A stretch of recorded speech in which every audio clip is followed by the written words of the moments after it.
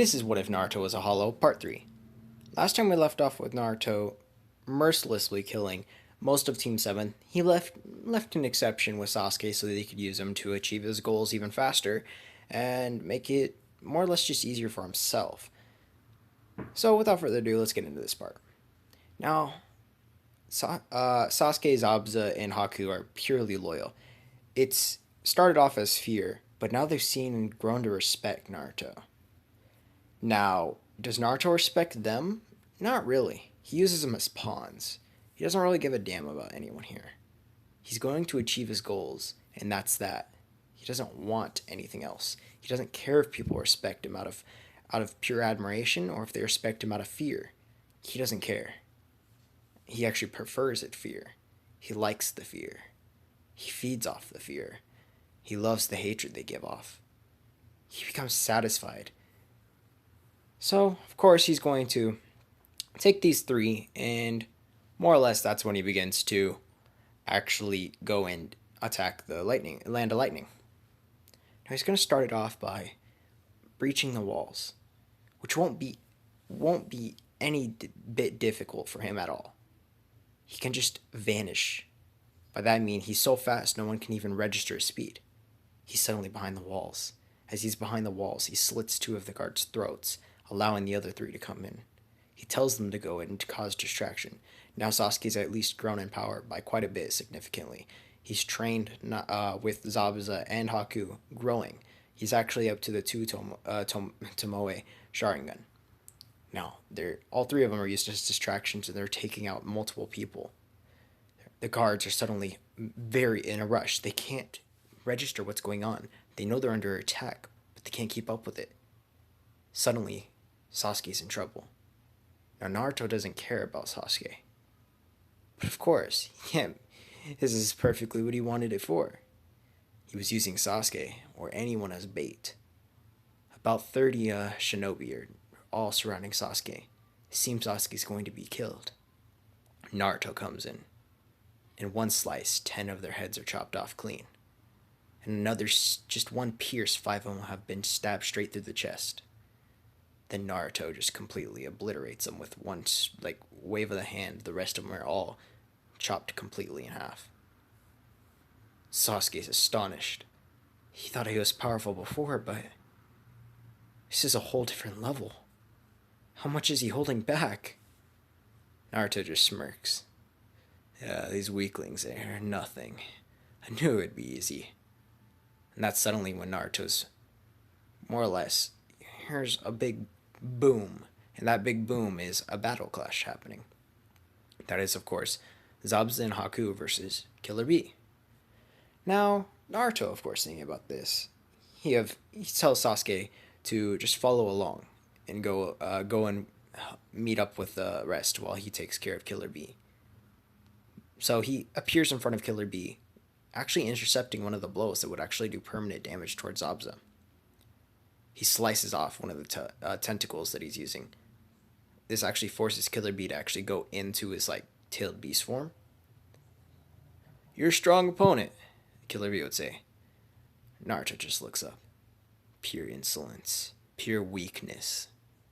I'll have you done within 12 seconds if I wanted to. Actually, I could kill you in one shot. But I think I'll play with you a little. Killer Bee's looking at him like he's some lost kid. Naruto pulls out his sword. Oh, this might be a little fun. Haven't had a decent workout or even a warm-up since I've gotten here. Suddenly, when Killer Bee starts attacking, Naruto disappears from his vision. He slices off one of his tentacles, or it appears so. Killer Bee goes to attack with his other tentacles, but the other 7 have actually been taken out at the same time.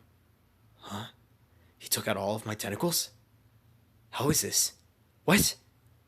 Of course they begin regenerating, but before that can even happen, Naruto kicks Killer Bee in the face. He goes flying across the entire village, crashing through homes, causing actual damage and killing quite a bit of casualties. Naruto again kicks him again after just using his pure speed to appear on the other side. He's more or less playing a ping pong game. And then afterwards he slams him to the floor. Killer Beast turns back to his normal form and begins puking out blood. Naruto grabs him by his hair, lifts him up. You're weak. It's pure. It's pure puniness. It emanates from you. And if you're their strongest warrior, I'd hate to see what their weakest is like, as he snaps his neck. Now everyone is just in shock. Everyone's running in chaos. And he hears a roar of anger. This is, of course, the Raikage. He's screaming out. He was too late. He couldn't help be.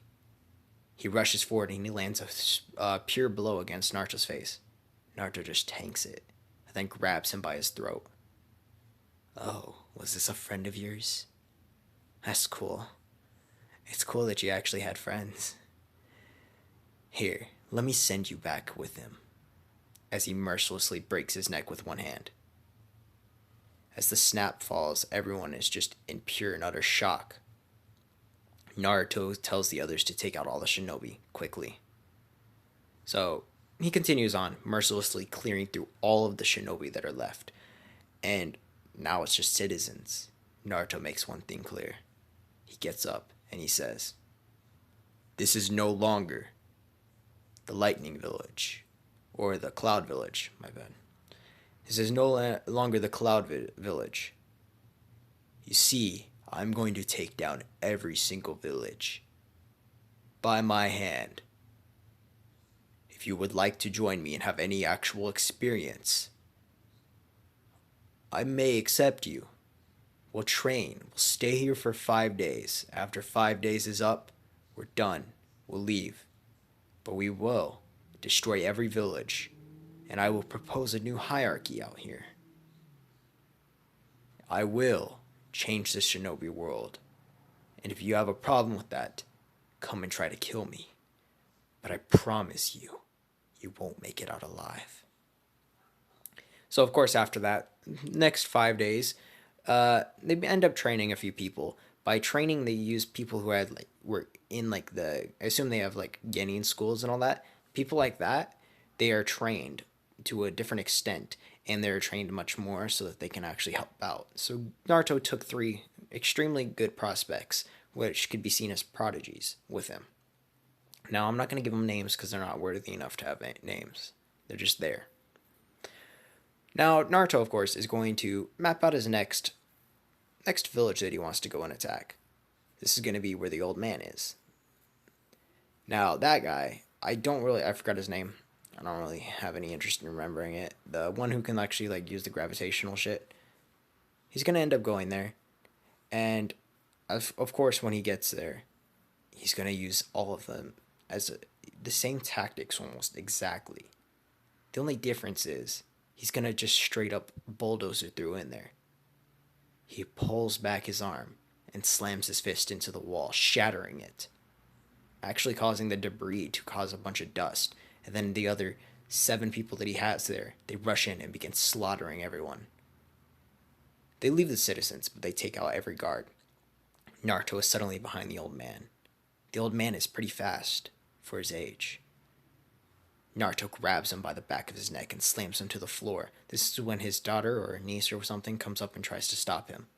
Naruto just bitch slaps her against the wall. "You dare try to stop me? With your weak power? You're nothing."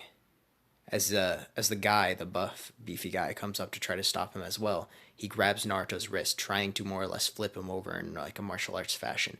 Naruto just picks him up, slams him against the roof, and then grabs him again by his throat, slams him to the floor. And then he uses his 2 fingers and stabs it into his eyes. The guy yells out in pain as the old man begins to yell, "Stop, please, just take my life." And Naruto just laughs. "I'm not just taking your life, old man. I'm taking every shinobi's here life. Unless they're willing to work for me, they're useless." Naruto stomps on the guy's head until he's dead. Well, in one stomp, he's dead. The girl, Naruto quickly just, more or less, throws his sword through her skull.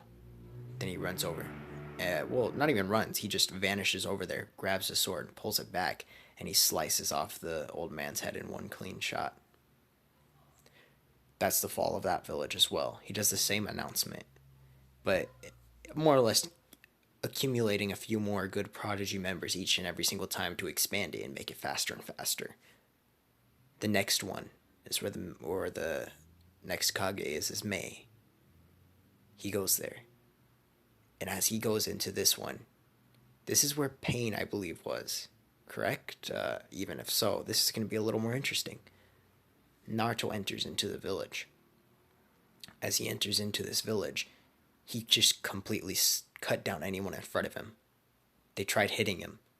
All their weapons just repelled off of him.